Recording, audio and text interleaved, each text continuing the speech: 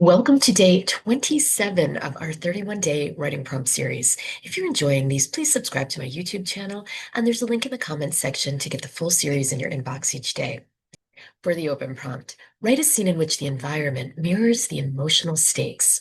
Let the setting participate in the moment, its textures, its sounds, and the movement reflecting what characters cannot or will not say outright.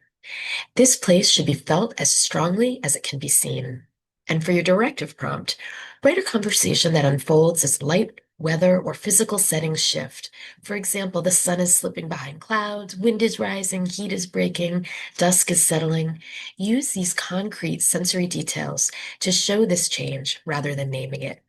End this scene at the moment the conversation turns inward, either by moving indoors or shifting to a different, safer topic. When you're finished, let me know in the comments section, how did using setting add extra weight to your scene? Happy writing, everyone.